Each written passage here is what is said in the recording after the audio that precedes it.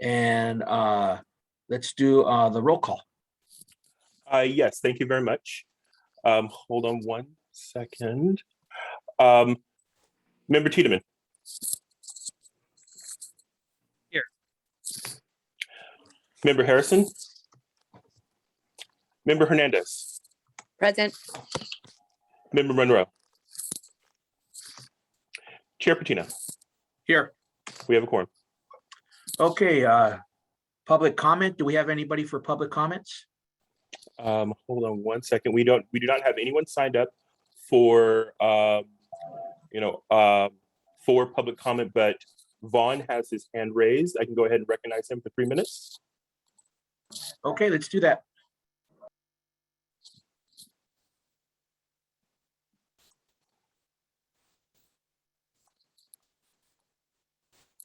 So 1 second.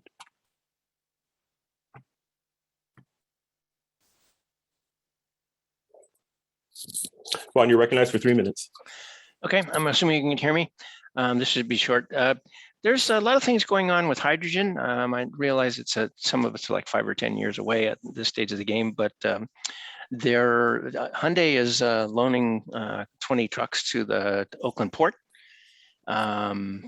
And there's the California Hydrogen Society is setting up stations all over the Bay Area and Southern California. Fresno has I think it's 100 megawatt solar panel array that's dedicated to creating 300 tons of hydrogen for the Northern California market. Hydrogen can also be used as a storage medium, like have a fuel cell peaker like the one in Hayward that's currently a natural gas, but you could have a store of hydrogen and back up the power without having to burn natural gas.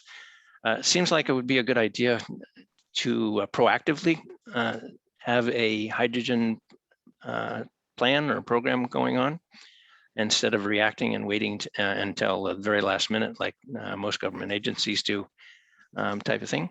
That's my suggestion. Thank you. Thank you very much. Okay, thank you, Vaughn. Anybody else, Adrian? There is no one else signed up for public comment. Okay, then let's move to approval of the minutes. Does anybody have any comments on the minutes? Okay, no comments. Would anybody like to make a motion to approve the minutes? Hernandez will make motion to move the minutes.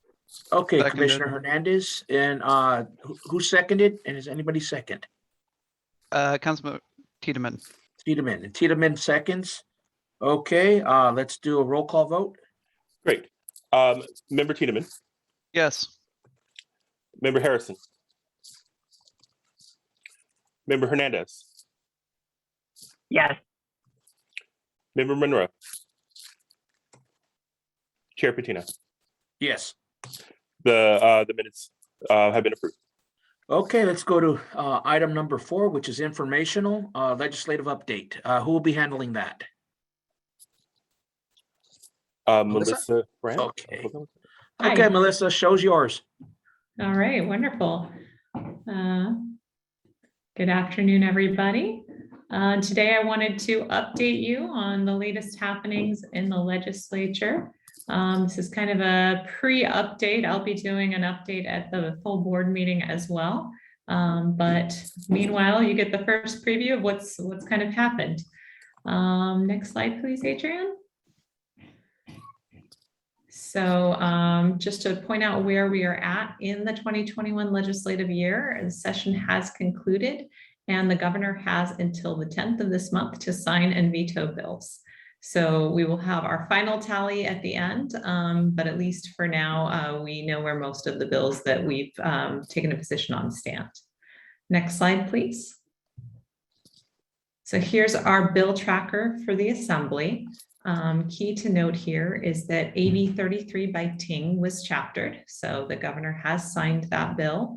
And this is the one that would require CEC to provide grants and loans to local governments to maximize energy use savings and expand an installation of energy storage and availability of transportation electrification infrastructure. AB 525 by Chu was also chaptered. And this one is the offshore wind bill that establishes some planning goals for 2030 and 2045.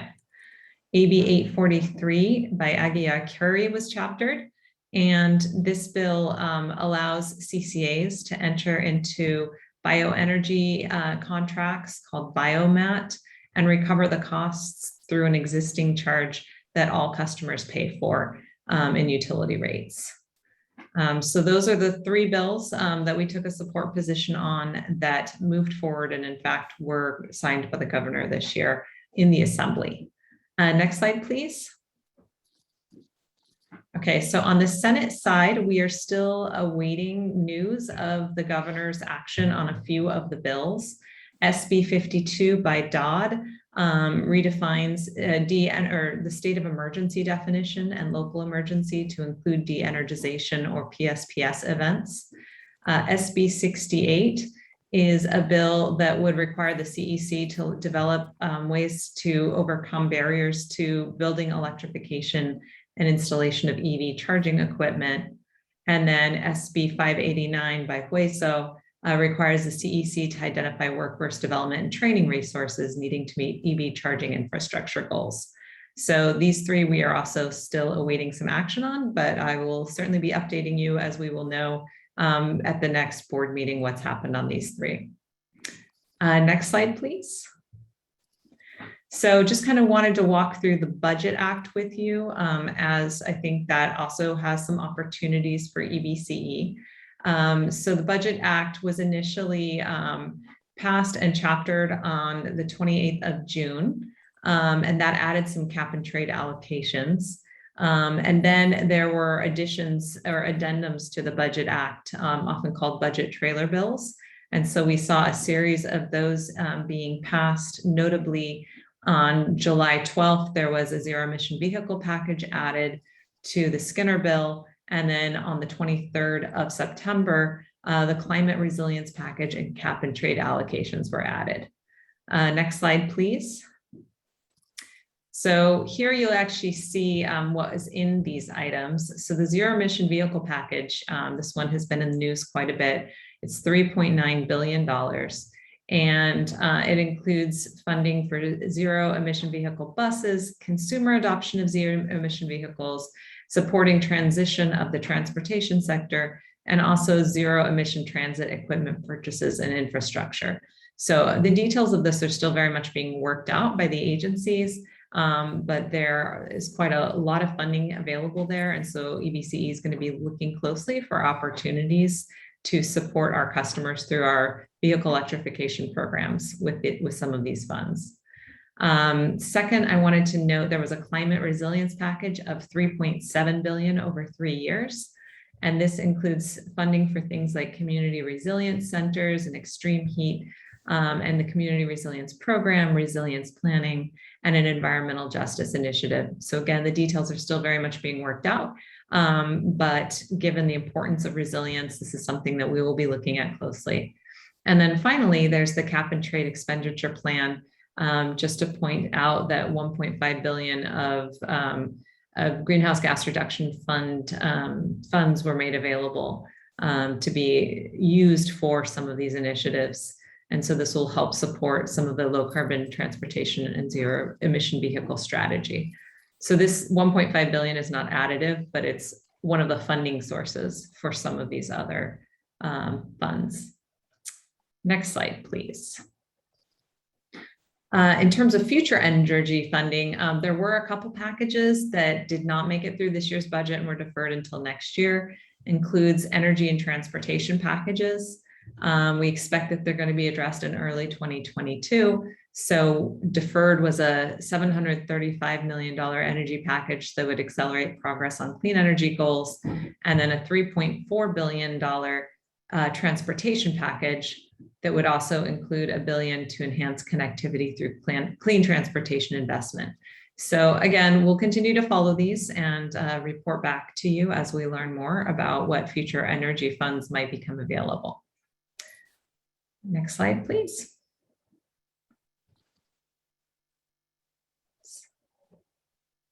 I think that might actually have been my last slide. So that is what is happening right now in terms of the legislative report, and happy to answer any questions you might have at this time. Okay, good stuff there. Does anybody have any questions? I have a question, but I don't know how to, I'm using a different device, so I'm not sure how to raise my hand, so I apologize. Okay, go ahead, Melissa.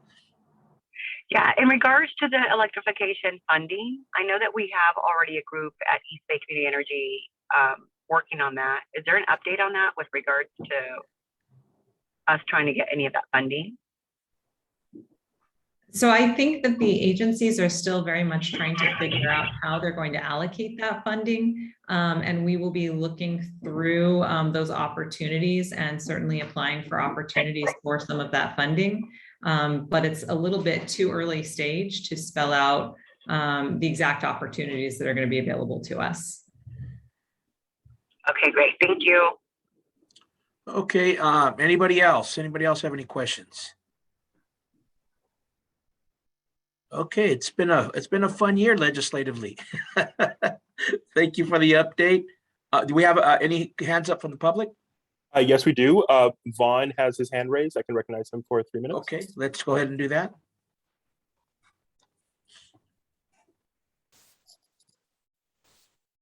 Was the tax breaks for people that bought zero emission vehicles, is that part of the stuff that was deferred? That's my question. I believe that actually that was part of the zero emission vehicle package. I thought it was, I had heard it was held up because of the high-speed rail stuff and it was packaged into there, but okay, thank you. Okay, do we have any other comments from the public? We have no further comments from the public. Okay, and no other from the board? Okay, oh, go ahead, Melissa. Sorry, maybe I correct what I just said. The Clean Vehicle Rebate Program is one of the programs that I believe was deferred. Okay, thank you for the clarification. I hope Vaughn was able to catch that. Okay, thank you for the information. That was an informational item only. Now on to number 5, marketing and account services update. This is purely informational. Who will be handling that one? Annie? That'll Okay. be me. Go for it. Thank you. All right. While Adrian pulls up the deck should soon be online as well. It wasn't. It is available right now. Okay. Fantastic. Thanks, Adrian. So I feel like we just gave you an update on marketing and account services, but of course there's still a lot going on. So happy to be back and giving some updates on what we've been doing, and then a forward look towards the service transitions that we have coming up in January. So if we could go to the next slide. So as I said, I'll look at current activities, look at the marketing, education, and outreach, or MEO plans for the transitions coming up in January. And then the last slide, I just want to sort of prime you for an item that is going to the full board later this month, which is the call center and data management services agreement. Next slide, please. So our joint rate mailer went out since we've spoken last. It was in late August, early September that we sent it out. This is required by the PUC, and it's very prescriptive. It is co-branded with PG&E, so we have to align on everything, and then the Public Advisor's Office must approve it. But this has been an annual requirement, which may change in the future, but it compares our rates to PG&E as well as our power content to PG&E. This year, it looked a little bit different because we've gone through the time of use rate transition for both residential and commercial customers. And so you'll see last year we had sort of a tiered rate for residential. This year we have what's called ETOUC, or the time of use C rate, which is 4 to 9 everyday peak hours. So just wanted to let you know about this, critical mailer that goes out to all of our existing customers. Next slide. We also sent out the power content label. Generally, these two are further apart. The joint rate mailer typically goes out, I want to say, by June 1, and then the power content label is by October 1. Our June 1 date was postponed based on a request and approval from the PUC because we didn't have sufficient customers with a long enough sort of history on the new rates when they did the B rate transition for commercial. So we were trying to figure out how to best represent rates that were current to the customers, but with enough information that the sort of summary or average figures made sense. So, however, what happened is that we sent out our two mass mailings very close to each other. So the second one is the power content label. This one is governed not by the PUC, but by the Energy Commission. And it compares our power content to the state of California. And we have a lot more marketing control over this one. So that kind of nutritional label in the lower left corner is what we must have. And then the rest of it is, we take it as an opportunity to share information with our customers that really highlight the good work that EBCE has been doing. And I think if we can go to the next slide, this was an item. This is my hard copy version here. So sorry, my blur messes it up, but you can see it's, you know, this three-fold thing. So here are the other sections of the mailer. And those went out to any customer that we served in the year 2020. So most of those went out by email, and then we had maybe a quarter or so go out by mail. Next slide, please. So we also track what happens. Do people opt out? Do they opt up when we send these things out to them? You'll see in the top, those are our opt-ups. We had a nice peak from the joint rate mailer. I think that the power content label is actually normally where we see a bigger peak in opt-ups. It might have been that I took this, I ran this report just a couple days after we had sent out the postcards. So it could be if I went back and took another screenshot, we would see another bump later. When you look down at the bottom, if you can, ignore that big spike in the opt-outs, and I'll explain why. But otherwise, you can see we had just sort of the normal kind of simple churn. And I realized I did not include the other axis on this, but I mean, we're talking under 20 opt-outs a day in those areas. The reason I said ignore that spike is because there was an error on our back end that accidentally brought people back in, and then we had to correct that and opt them all out. So it appeared as a spike, but it in fact was not. It was an operational issue that we addressed, communicated to those customers, and then corrected. Next slide, please. We had a couple major events that occurred since we talked last. So as you know, we are the climate partner of the Oakland Roots Sports Club, which is our professional soccer team in Oakland. And we had our title sponsorship night on September 18th. Mayor Martinez was able to come out and toss hot dogs into the stands with me. That was very fun. But we had some good social media, some good video views. We had a halftime scrimmage sponsored by EBCE. We created a special landing page, which got some additional visits. And the circle there in the center of your screen represents how long people stayed on those pages. And our average time is below 2 minutes. And so people were coming to these pages and actually spending some time there, which is a great sign. That is likely because there was a 30-second video. People really like video content. Next slide, please. The other big event that we had was the Scott Haggerty Wind Energy Center ribbon cutting. And not only did we have great turnout, it was a very well-run event, but we also got some really nice coverage in local media outlets, as well as some, some are very local, kind of city-oriented, and then some were sort of more Bay-wide. with Coffee TV also ran a What's Up East Bay segment that highlighted this event and what it brings to the community. So that was very successful overall to get some earned media and sort of general population exposure. There was a lot more coverage within like industry journals, but for my purposes, I'm very interested in like our average customer hearing about EVCE in a positive way through outlets that they visit on a local basis, on a regular basis. Next slide, please. So I think this is now when I'm going to switch over to talk about the transitions that are coming up in January. So we have Brilliant 100, which is closing down for all customers. And there are a number of cities that are on, that's their current default. And then we have the city of Dublin, who is not on Brilliant 100, but has elected for their residential customers to move from Bright Choice to Renewable 100. So together, I think we have like 4 different individual cities impacted by this, and then our other voluntary Brilliant 100 customers throughout our service territory. Next slide, please.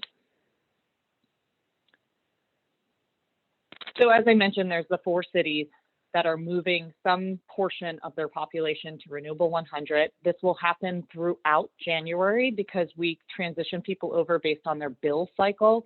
So essentially every weekday during a month is a different bill cycle, and we will roll people over to their new product. And then those charges and that product will be reflected on their February bill. We've been working closely with city staff and provided some draft marketing and outreach materials. And we've had lots of meetings to date, both as groups, and I don't even think this is an exhaustive list here, because we've met sort of with those 4 cities as a group and then individually as well. And then looking forward, we are open to more meetings, but we're also looking and planning meetings with local community-based organizations, such as chambers of commerce or other community groups, where we want to get this message out about the change that's coming. Next slide, please. So I wanted to just call your attention. I know that Mayor Hernandez is on the line. And Councilmember Tiedemann. So 2 of your cities are represented here, but I think the other cities are interested in potentially doing this. And so I wanted to present this, to this subcommittee, so that you have a sense, if you are considering doing this in your jurisdiction, what it looks like, what it means. So here is a little matrix to help you understand, based on what the current customer product is and which city you are in, what the new product would be. And so Bright Choice for most people is just going to stay Bright Choice, except in Dublin, where residential customers will go up to Renewable 100. But in those cities where the current default is Brilliant 100,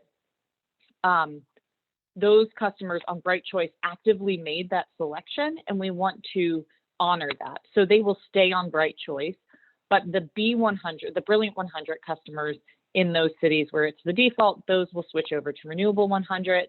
In Dublin, there's only like 35 voluntary Brilliant 100.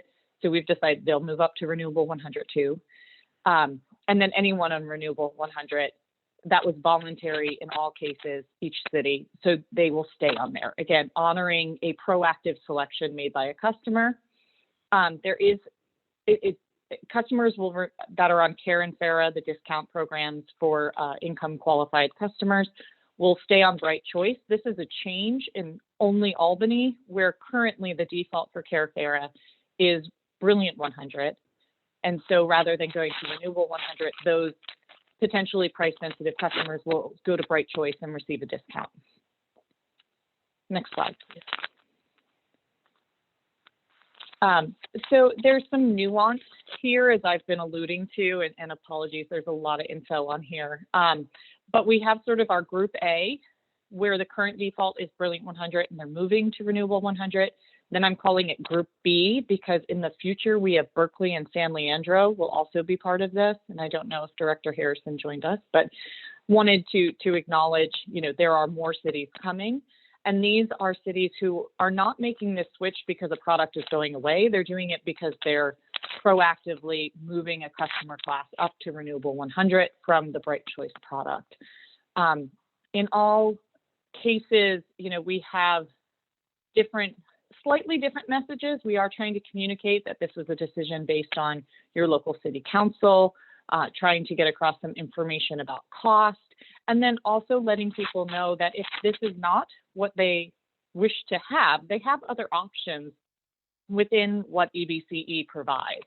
So they can, in the case of Group A, where these are folks who are currently on Brilliant 100, they could select to go to Bright Choice and have a discount. In Dublin, anyone receiving this message could remain on Bright Choice if they wish to do so.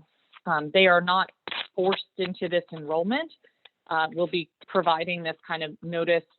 We'll do some noticing, outreach, and kind of broad marketing in the months leading up to this to try and encourage people to make an informed decision. And then you can read a bit about the excluded customers there. And then the customer options is something I want to point out. This functionality exists currently, with the exception of under Group B, you see there's a functionality called Remain. And so we are actively working on creating that functionality on the back end so that if a customer is already on Bright Choice, but they would be subject to transitioning to Renewable 100, we want to make certain that they have a way in our system to say, keep me on Bright Choice, because choice is very important. This is also sort of the key component to the timing of our outreach. In talking with some city staff, folks are very excited and eager to get the word out and to communicate with local residents about what's happening.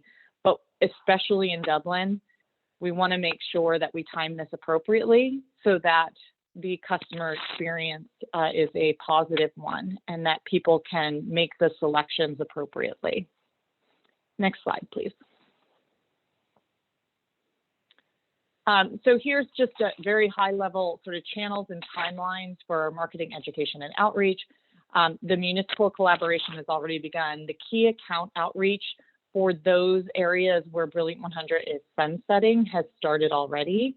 The functionality for customers in that Group A, where they're on Brilliant 100, they can right now opt down to Bright Choice or opt up to Renewable 100. I will note we are trying to move away from these opt words because most people are like, well, I don't even know what I'm on. I don't know which direction I'm opting. I just know I want to choose the renewable one or the cheaper one, so we're changing that up. We are also working on unique landing pages for each city that will be incorporated into your digital and print marketing collateral and outreach collateral so that you land on something unique to your city and we can really nuance the messaging. And we're working with staff if they have, a particular message that they want to put forward, we can have that facilitated on the landing page. Going forward, we'll have the functionality for that, for primarily Dublin is the one we're concerned about, where you can remain on Bright Choice. That is currently slated to launch on November 1. And then once we have that up and we know that customers will have the appropriate customer experience, we will start issuing our social media partner messaging. We've already provided draft content for like your city newsletter or your own website or your own social media, but that is when it would actually get launched. We'll do some next door messaging. And then come December, the big one here is sort of broader advertising, so paid advertising, promoted posts digitally, some print advertising as well. The customer notification, we want to do that first one, I believe, all in print. And then the second one would be email if you have an email, print if you don't. And we'll continue, we'll just do those two notices. So the month before it happens and then while it's happening to let people know. We thought about pushing it out too in advance, but there is this kind of sweet spot with people and it depends on the individual. Some people responded to the time of use transition notifications when they were sent, 90 days in advance. Some people, I saw these responses, said, why didn't you tell me before? You should have told me 6 months ago. And then some people are saying, why are you telling me this now? It doesn't impact me for another 3 months. And so we're trying to find that sweet spot where it's relevant to people, and if they want to, they can take an action, but it's not so far in advance that they're going to forget about it, or too late where they couldn't take an action. Next slide, please. So far provided the staff is the overall MENO plan, the drafts of the letter and postcard notice, the city newsletter content, the webpage content, some social media content. We have asked for some feedback about what does the local city staff feel is the best local advertising options to reach their community. We've also made ourselves available for community presentations. And just a quick sort of reminder note here to those on this subcommittee that any municipal account that is currently, that means like your city's accounts that are on Brilliant 100 will default to Bright Choice in January unless you give us an indication that you'd like to move to Renewable 100. And that's something you can do after the fact too. Just wanting to highlight that again. Next slide, please. And then here's just some examples of the notices. So we're going to do them co-branded with the cities that are impacted by these changes. Again, these are currently with city staff and in review. Nothing's final yet. If you would like to have a more active role in reviewing and participating, please let us know. But we have a letter, an enveloped letter, and then a postcard. Next slide, please. I think that's, oh, this was our last slide here. So just a couple data points that have been presented in previous board reports, but I know you have a lot of stuff that you need to read through with every board meeting. So just wanted to call it out again. The only other CCA to ever do a change in the default product after initial enrollment is Clean Power Alliance, which serves primarily LA County and some additional regions. I call out two example cases of Malibu and Sierra Madre. And these numbers here, I believe, are for the residential component of their transition. What they saw is a 0.5% opt-out and a 3% opt-down, which 0.5% would be amazing. I think that would be really strong. We have sort of projected 1%. The 3% opt-down, this is an interesting number, and it's sort of debate.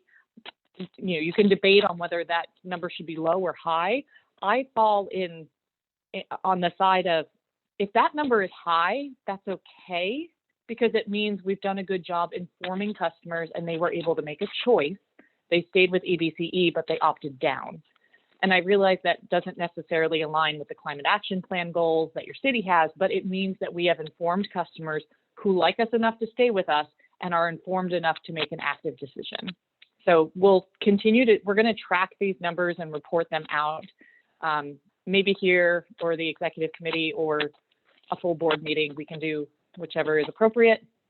But sort of applying those percentages, which I bumped it up to 1% opt-out and a 3% opt-down, just showing sort of what those numbers would look like on a account basis, not load, in Albany, Dublin, Hayward, and Pleasanton. Okay, we can go to the next slide. I think I just have two more. Yep, let's go to the next one. This is, again, the update on the call center data management services contract. So currently, those services are provided by Sacramento Municipal Utility District, or SMUD. We issued an RFP in March of this year and received 3 responses. We reviewed and scored these in April and May, along with having extensive interviews with all respondents. There was an ad hoc committee created that met in mid-May to review the responses and hear the staff recommendation and provide feedback. And as a result of all that process, we have been in the process of negotiating a contract amendment with SMUD. So we're currently in agreement. We went out for RFP to essentially do the due diligence to identify were there additional services or cost savings on the market that we should take advantage of. And we came back to the same vendor, but you'll see in the upcoming board materials, we did find some cost savings as well as additional services by going through this process. So I think it worked out really well. And again, you'll be seeing that at the next board meeting. I wanted to highlight here what's most relevant to this group, I think, is how does this new amendment to the agreement address call center? And basically, we have worked in these call center credits so that at a point in time when it is appropriate to have a brick and mortar facility, we will get credits towards what we pay SMUD by having their staff working within a call center that is, the physical space is run by EBCE, and it would be within EBCE's territory. But I just want to point out, this, every time we come back to this, I think initially we were trying to get up and running and just provide our basic services. And, then we kind of got our feet under us, and then it was a pandemic and it didn't seem like the appropriate time. Now we are looking at SMUD's call center, which does an excellent job for us. They are currently all working remotely, and it is not yet determined if they will continue to be predominantly remote. And so what we're looking to do, because SMUD is unionized, and as they will recruit from within our service territory with the goal to have remote call center agents that are located within our service territory, and then potentially ultimately having those call center agents, again, they're SMUD employees, but they would be within an EBCE facility. So we're just continuing to watch, what makes sense in terms of the location of these call center staff, and we will be working with SMUD to see, what kind of return to work policy they establish with their unionized call center representatives. And I think that is my last slide. So I will stop now and welcome questions.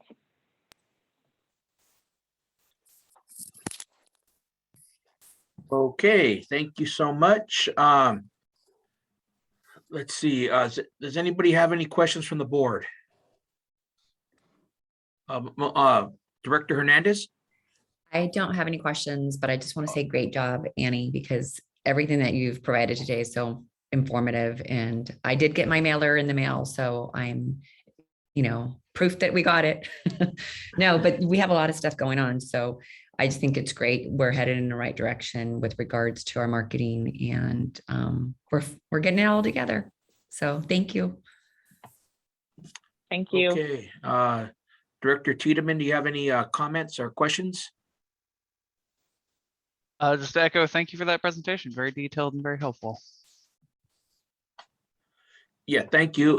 Yeah, I actually, same thing. This is great. And in fact, maybe we could talk offline. I'd like to have EBCE talk with our city staff about changing our default also. It's a worthwhile endeavor that I think we should all be looking into, see if it works for our particular cities. Adrian, do we have anybody that wants to speak from the audience? There's no one signed up for public comment. If you wish to speak, you can use the *9 or the raise hand feature.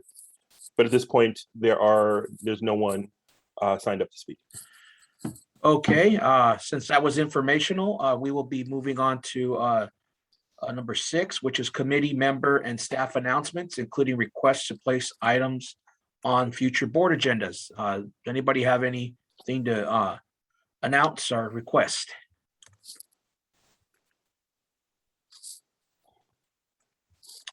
Okay, that was easy. Oh, go ahead, Annie. I'm sorry. I just wanted to, unfortunately, she's not on video, but I wanted to let the committee members know that our new programs marketing manager is participating in today's call. She's not a panelist, but Lori Dines is on the phone. We're really excited to have her on board. She's quickly coming up to speed, and I'm sure you will see her presenting here in the future. Okay, welcome aboard. Okay, if there's nothing else, let's move to, number 7, which is adjournment. So we will meet again on Friday, December 1st. Okay, everybody have a great Friday and weekend. I thank you. Bye-bye.